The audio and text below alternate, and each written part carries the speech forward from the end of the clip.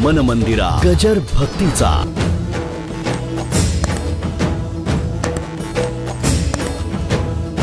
वारकरी संप्रदाय हा प्रेम अधिष्ठित संप्रदाय असल्या कारणाने तिथे चालू जातं. कर्मकांडामध्ये त्या नळ लाद्याचं पाणी घेताना पायावर एवढा घोटा उघडा राहिला तर त्याच्यातून कली शिरला. काय कोणाला माहित. म्हणजे फाटका मोजा असल्यावर तसं काही टोचतं तसं काहीतरी झालं असेल कुठेतरी. माझं बोलणं कळलं का? त्या नळाची कथा माहिती की नाही? हा, ते काहीतरी पाणी घेताना थोडं राहिलं, मग तो कली वाट बघत असतो हा अधर्म कुठे होतो आणि कुठे शिरतो. आता सध्या तर पाय धुण्याचा प्रकारच नाही. जाऊ दे, मी पुढचं बोलत नाही. माणसं पाय धुणं बिणं हे काही काही त्यांच्या डोक्यात सुद्धा येत नाही. तोंड धुणं हे सुद्धा डोक्यात येत नाही. सांगावं लागतं जेवायला बसताय हात धुवून या, पाय धुवून या, तोंड धुवून या. अवघड आहे गणित एकंदर. हा, असे इथे भरपूर बसलेले आहेत. नाही म्हणू नका. तुमच्या आतमध्ये डोकावून बघा म्हणजे कळेल.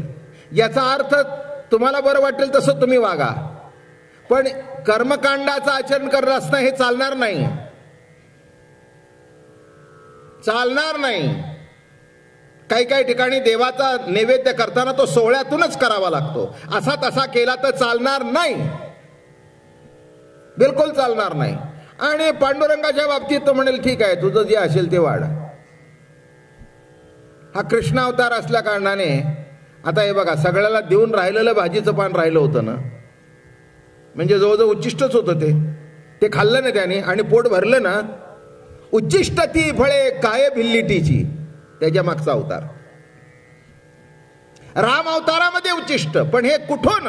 प्रेम संबंधातून. तसं या ठिकाणी काय चाललंय आपला विषय की धर्माच्या मार्गाने वाटचाल करता अधिकारी लागतो, विधीचं योग्य पालन करावं लागतं आणि एवढं केल्यानंतर इष्टफल मिळतं. इतकं सोपं नाही आहे प्रत्येक गोष्ट करणं.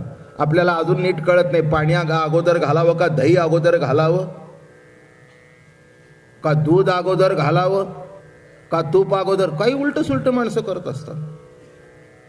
काय हे इकडे तिकडे चालत नाही. मग गणपती हा चला पाणी घाला, पुष्पम तोयम फलम. कळलं ते ठीक आहे. नाही का एकाला संध्या शिकवत होते, त्याला सांगितलं मी म्हणेल तसं करायचं. त्याला सांगितलं नाक धर म्हणलं, त्या भटजीचंच नाक धरलं ते. मी अतिशोक्ती सांगत नाही. आम्ही जे राहतो ना मुंबईला, ते शांतारामाच्या चाळी हे घडलं प्रकरण.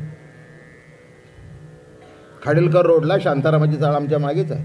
आणि तिथे त्यांनी जे संध्या शिकवायला बापाला वाटलं जरा पोराला काहीतरी यावं, ते म्हणले बघ मी म्हणेन तसं म्हणायचं, करेल तसं करायचं. म्हणजे आमका म्हणून ते काहीतरी म्हणून झाला. नाक धर म्हटले, ते असं धरलं. ते म्हणले माझं का धरलं? म्हटलं तुम्ही सांगितलं मला रागवताय. मी काय नाही, फार गोंधळ असतं, फार गोंधळ होतो. मी काही अतिशोक्ती सांगत नाही. घडलं आमच्या शांतारामाचे, मला सांगायला आले महाराज काल आमच्या कार्ट्यानं असं केलं, नाकच धरलं म्हणले त्या गुरुजीचं. मी म्हटलं तुम्ही त्याला समजून सांगायचं ना की बा आपलं नाक धर. उद्या थोबाडीत मार म्हटल्यानंतर पंचायत. म्हणेल तसं म्हण, करील तसं कर. अवघड आहे.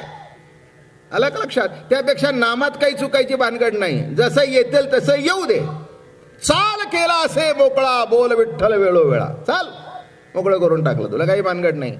कारण हा प्रेम धर्म आहे, साधा धर्म नाही, प्रेमावर आधारित आहे. आता बघा एक दुसरी, आपण जरा पुढे सरकू. योग मार्ग सुद्धा फार मोठा आहे. काही काही योग मार्गाने प्रभूला आकलन करायला गेले. इतकं सोपं नाही आहे. आमचे तुकाराम महाराज फार सुंदर लिहितात, योगियांचे ब्रह्मशून्य व्योमाकार ते दिसे साकार विटेवरी. आता त्यांचं शून्य ब्रह्म आणि आमचं साकार ब्रह्म, आता हे कसं काय गोंधळ पडायचा? काय योगामध्ये द्रष्टा आपल्या स्वरूपामध्ये स्थित होतो बर का. ही योगा द्रष्टा तिथे स्थित होणं नामे समाधी. ऐक्यामध्ये गेला म्हणजे समाधी. ठीक आहे ना, पण त्यात तितकं ते आसन अमकं तमकं जमलं पाहिजे ना. इतकं सोपं आहे का ते? ते पद्मासन घालून मांडी घालायला सांगतात. किती जमतं? साधं प्रवचनाला बसायला आपल्याला जमत नाही 1 तासात. हलती की नाही मांडी? माझीच हल्ली बघा आता. काय अगदी टेकायला नीट आहे, खाली टेक आहे, तरी आता वय झालं तर पायाला एक 10-15 मिनिटं झाली की ते पाय कळ मारते. मला सांगा इतकं सोपं आहे का? साधं एका जागेवर बसणं सुद्धा सोपं नाही आहे. माझा तर कार्यक्रम लावला तर माणसं लांबला तर माणसं चुळबुळ करतात. हे खाली बसणारे माऊल्यांतर त्यांना अवघड आहे. आणि मग बघा एका जागेवर बसत नाहीत, बसता बसता अगोदर मागे टेकतात. बघा इथे सगळ्यांना बघा तुम्ही, प्रत्येक जण पुढची मागेला टेकलेलीच आहे. की आता परिचय झाला म्हणून काही करत नाही, नवीन असेल तर असं करते पुढे सारखी. काय तुला लोडबीड केलाय होय माझा पुढे सर? आता काय गुन्ह्या गोविंदानी 1 महिना नांदायचं असतं काय? बरं माणसं इतकी मजेशीर आहेत, कोणी इकडचं तिकडं हलत नाही. त्यामुळे तिला माहिती ही आता जागा काही सोडणार नाही. हिच्या शेजारी बसायचं, बरं बाई टेक, उद्या मी तुझ्या मांडीवर हात टेकते, चल होऊन जाऊ दे. पण एकदा त्या प्रवचनामध्ये कुठेही व्यत्यय, नीट लक्षात ठेवा, हे पहिल्या भेटीत होत नाही, हे नातं जोडल्यानंतर होतं. तसं प्रेम संबंध जोडले जातात. आता त्या शून्य ब्रह्माला कुठे टेकाल? पण तो जर मुरलीधर आला, तो जर पांडुरंग रूपाने आला, तर त्याला टेकून उभं राहता येतं. हेच या नात्यातलं वैशिष्ट्य. म्हणून ज्ञानेश्वर महाराज सुद्धा हरिपाठामध्ये म्हणाले, योगयाग विधी येणे नव्हे सिद्धी, वायाची उपाधी दंभ धर्म. तुम्ही म्हणाल मग आता या रामदेव बाबाचा योग चाललाय, तो निराळा आहे. तो शारीरिक योग आहे, तंदुरुस्ती करताय. प्राणायामाने आपण जसा श्वास घेतो सोडतो, पहिला अटॅक आल्यावर मी करत होतो बरं का. हो, मग ते शवासन अमकं जरा कुठेतरी BP, तो भाग निराळा आहे. पण ते करून तुम्हाला एकदम आत्मसाक्षात्कार होईल नाही, त्याच्याकरता नाही. काय मग कुणाची गुडघे दुखी आहे, कुणाची पाठ दुखी आहे, मग तो असं करतो तसं करतो. हा निरनिराळे आसन शिकवतात, बरं वाटतं माणसांना. तो कसा आहे एक लक्षात ठेवा, योग आणि एक्सरसाइज यातला मधला फरक सांगू का? जिथे शरीर थकतं ती मेहनत, आणि न थकता जी क्रिया घडते तो योग. माझं म्हणणं कळलं का? न थकता. योगामध्ये मनुष्य थकत नाही, तर योग केल्यानंतर तो टवटवीत होतो.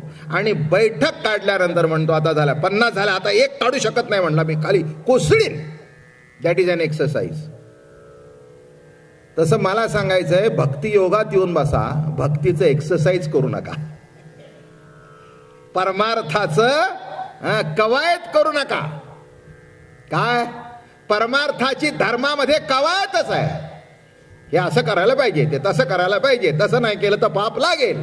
ही कवायत झाली, कवायत झाली. कवायतीमध्ये सुद्धा तो शिपाई जी कवायत करतात ना, त्यांचं पाऊल चुकलं तर त्यांना उभं करतात तिथे बाहेर, 7 दिवस उभा राहा, शिक्षा. का? चुकलास. तसं परमार्थामध्ये प्रभूचं काही कृती करत असताना चुकलं की पाप. अहो ही कवायत झाली, हा काय परमार्थ आहे का? तशी योगामध्ये जरा चुकलं, लक्षात ठेवा, श्वास घेताना सुद्धा चुकलं तर गोंधळ होईल. अशी माणसं इथे ब्रह्मरंध्रात गेलेला श्वास परत आला नाही, गेलं. माझ्याकडे एक येत होते, त्यांनाही सवय होती. असं त्यांनी एकदा असं बसले, जे घेतलं गेलं ते खलास, ते वरच गेलं. आमच्याकडे नाव विसरलो, नारायणराव म्हणून त्यांचं नाव होतं, पुढचं आडनाव विसरलो, वर्दे. त्यांना ही योगाची सवय होती. आणि सकाळी उठले आणि गेले, असं करून जे खेचलं की नाही, खेचलं ते कळेनाच काय झालं, तिथलं इथेच संपलं. लक्षात ठेवा, हे इतकं सोपं नाही आहे. काय? मग शरीराकरता, तंदुरुस्ती करता योग निराळा, आणि प्रभू प्रेमाची प्रतिती प्रगट होणं हा भाग निराळा आहे. अहो एखाद्याला जमलं म्हणजे सगळ्याला जमलं का? म्हणून योग सांगितल्यानंतर म्हणाले, वाचोन योगाचे निबळे, अधिक काही मिळे, ऐसे नाही आगळे कष्टची तया.